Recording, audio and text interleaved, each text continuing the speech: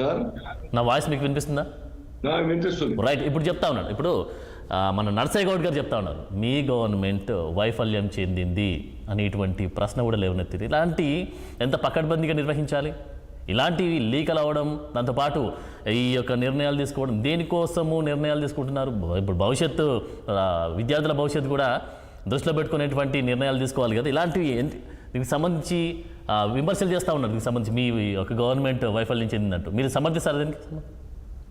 ఎవరో నీట్ అనే ఎగ్జామ్ గురించి ఎగ్జామ్స్ నిర్వహించే ఎన్టీఏ ద్వారా ఎన్టీఏ లోపల ఎవరో ఒకరు చేసిన తప్పిదాన్ని ఎవరైనా క్షమిస్తామే?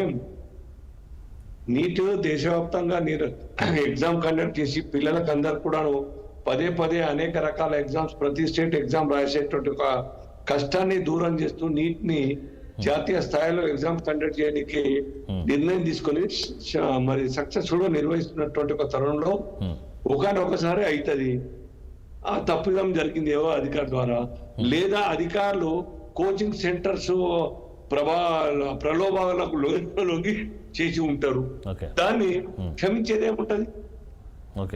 సిబిఐకి ఎంక్వైరీకి ఇచ్చినాం, ఎంక్వైరీలో తేలినటువంటి దోషుల్ని తప్పనిసరి శిక్షించాం. ప్రభుత్వం ఇటువంటి పనులకు ఎంకరేజ్ చేసేది లేదు, నాకు క్షమించేది లేదు. పిల్లల భవిష్యత్తు మా ప్రాథమ్యం, మా ఫస్ట్ ప్రయారిటీ. కాబట్టి ఇన్ టైంలో ఎగ్జామ్ కండక్ట్ చేయడానికి ఇమీడియట్ గా ఏ మాత్రం కూడా శశాభిషం లేకుండా 23 లక్షల పిల్లల యొక్క exam exam without any fee మళ్ళా రిజిస్ట్రేషన్ పని లేకుండా యాజ్ ఇట్ ఇస్ గా మళ్ళీ క్వశ్చన్ పేపర్ తయారు చేసి నీట్ ఎగ్జామ్ కండక్ట్ చేద్దాం. ఇంకో 3-4 రోజుల్లో 2-3 రోజుల్లో ఆ డేట్ కూడా వస్తుంది. With in no time June May ending లోపల ఎగ్జామ్ కండక్ట్ చేయడం జరుగుతుంది యాజ్ పర్ షెడ్యూల్. ఇంతకు ముందు అనుకున్న ప్రకారం నీట్ ద్వారా ఉత్తీర్ణులైన వాళ్ళకు కౌన్సిలింగ్ ఎప్పుడైతే నిర్వహిస్తామో అనుకుంటున్నామో ఆ డేట్స్ నే ఈ యొక్క ఎగ్జామ్ కౌన్సిలింగ్ స్టార్ట్ అవుతుంది. నో డౌట్ అది పొరపాటు అధికారుల, బ్రోకర్ల, ఎన్టీఏలో ఉన్నటువంటి ఎవరైనా ఏజెంట్ల అవన్నీ కూడా బయట తీసి అవన్నీ కఠినంగా శిక్షిస్తాం. ఇవన్నీ సహజంగా జరుగుతూ ఉంటాయి,